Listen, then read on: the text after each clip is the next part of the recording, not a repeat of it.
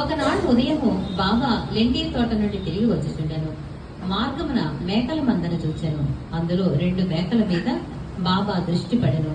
బాబా వానిని సమీపించి ప్రేమతో తాకి లాలించి వానిని 32 రూపాయలకు కొనెను. బాబా వైఖరిని చూచి భక్తులు ఆశ్చర్యపడిరి. బాబా మిగులు మోసపోయినని వారు అనుకునిరి. ఎందుచేతనగా ఒక్కొక్క మేకను 2 గాని 3 గాని 4 గాని రూపాయలకు కొనవచ్చును. 2 మేకలకు 8 రూపాయలు తెచ్చు కాదనిరి. బాబాను నిందించిరి. బాబా నెమ్మదిగా ఊరుకొనెను. శ్యామ కాచాపోతే బాబాను సమాధానము వేడగా, బాబా నాకు ఇల్లు గాని కుటుంబము గాని లేకున్నటి చేత నేను ధనము నిల్వ చెయ్యరాదు అనిరి. మరియు బాబా తమ ఖర్చుతోనే 4 సేర్ల శనగముక్కను కొని మేకలకు పెట్టమని చెప్పిరి.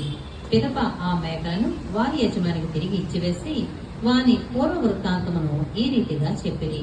ఓ శ్యామ, తాత్య, మీరు ఈ బేరములో నేను మోసపోయిందని అనుకునుచున్నారు. అట్లు కాదు. వారి కథ వినుడు. గత జన్మలో వారు మానవులు. వారి అదృష్టం కొలది నా జతగాండ్రగా ఉండేవారు. వారు ఒకే తల్లి బిడ్డలు. మొదట వారికి ఒకరిపైన ఒకరికి ప్రేమ ఉండెను. రాను రాను శత్రువులైరి. పెద్దవాడు సోమరి గాని చిన్నవాడు చురుకైనవాడు. అతడు చాలా ధనం సంపాదించెను. పెద్దవాడు అసూయ చెంది చిన్నవానిని చంపి వాని ద్రవ్యము అపహరింపనించెను. తమ సోదరత్వమును మరచి వారిద్దరూ కలహించిరి. అన్న తమ్ముని జంపుటకు పెక్కు పన్నగడలు పన్నెను, కాని నిష్ప్రయోజనములయ్యను. ఇద్దరు బద్ధ వైరులైరి. అన్న ఒకనాడు తన సోదరుని బడితతో కొట్టెను. చిన్నవాడు అన్నను గొడ్డలతో నరికెను. ఇద్దరు అదే స్థలమున చర్చిపడిరి. వారి కర్మఫలముచే మేకలుగా పుట్టిరి. నా ప్రక్క నుండి పోవచ్చుండగా వారిని ఆనవాలు పట్టిదిని.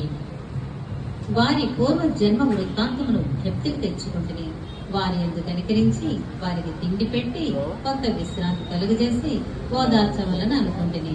అందుచే ఇంత ద్రవ్యమును వ్యయపరిచితిని. అందులకు మీరు నన్ను దూషిస్తున్నారా? నా బేరము మీరిష్టపడకుండాటిచే నేను వాని యజమాని వద్దకు తిరిగి పంపివేసి తిని